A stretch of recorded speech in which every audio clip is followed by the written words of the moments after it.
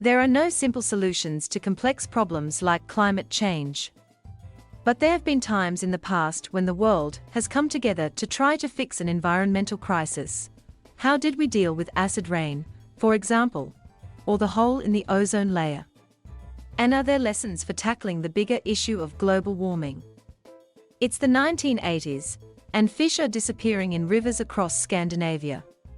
Trees in parts of the forests are stripped bare of leaves, and in North America, some lakes are so devoid of life their waters turn an eerie translucent blue. The cause?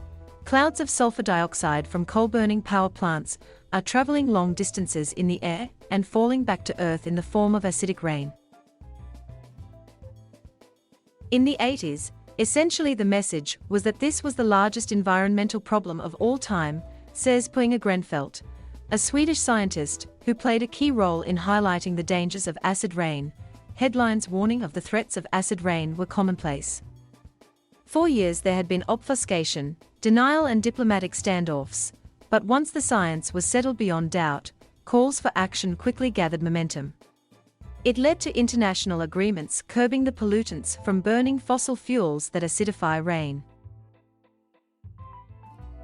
Amendments to the Clean Air Act in the US saw the development of a cap-and-trade system, giving companies an incentive to reduce emissions of sulfur and nitrogen, and trade any excess allowances.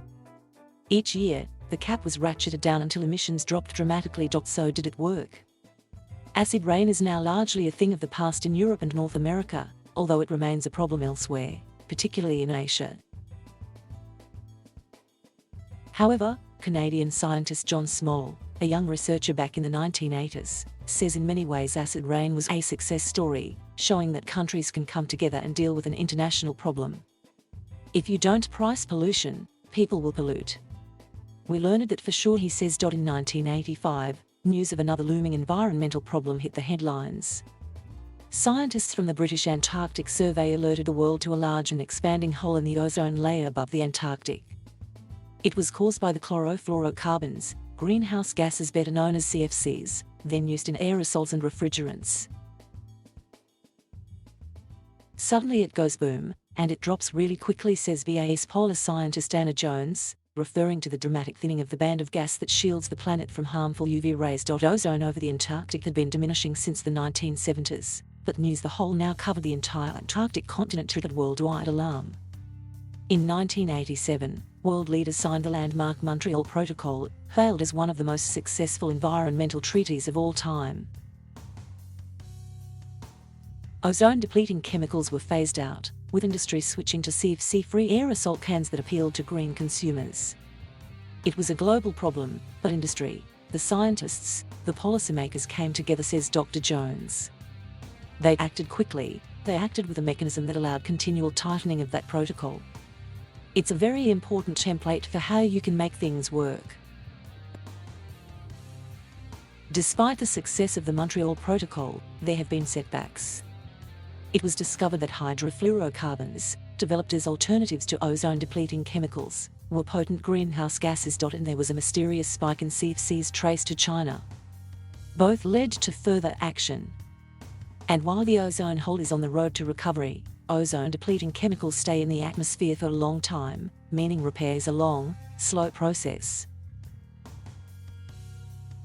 For decades we used leaded petrol as fuel, as companies added lead additives to help petrol burn more efficiently. Leaded petrol releases lead particles into vehicle exhausts that can be breathed in, causing a variety of health problems, including heart attacks, strokes and impaired mental development in children. After a long battle between scientists, the regulatory authorities and industry, a consensus around the health risks emerged, and rich nations banned leaded petrol from the 1980s onwards. Use in developing countries lingered on, however, owing to the fuel being cheaper to produce than unleaded petrol.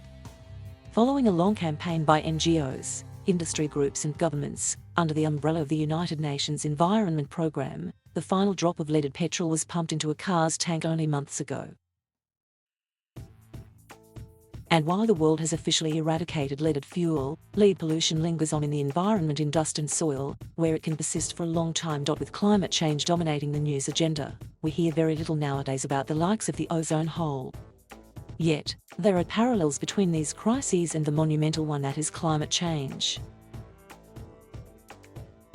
For a long time, acid rain was a source of international conflict, with some denying its very existence and the fossil fuel industry pitted against environmentalists.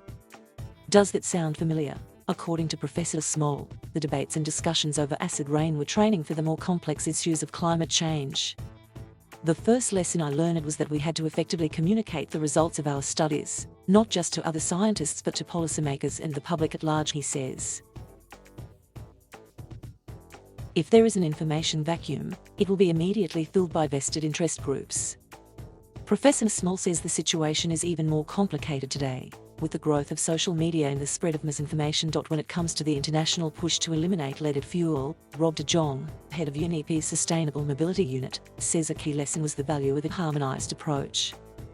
The whole leaded petrol campaign heavily invested in public awareness, heavily invested in social and community action, heavily invested in focusing on the impact this has on children.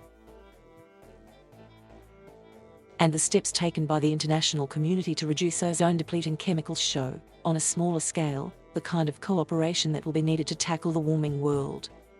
The climate change problem is much more complicated to solve than the ozone problem because we don't have immediate alternatives to fossil fuels in the way that we had alternatives to CFCs, says Dr. Jones. But that's not a reason for not doing something. The problem is too important, it's too big, and they need to get on with it. When industry and governments have come together in the past, they have solved a globally threatening environmental problem. Now they need to show they can do it again. Follow Helen on Twitter. Thank you for watching. Please subscribe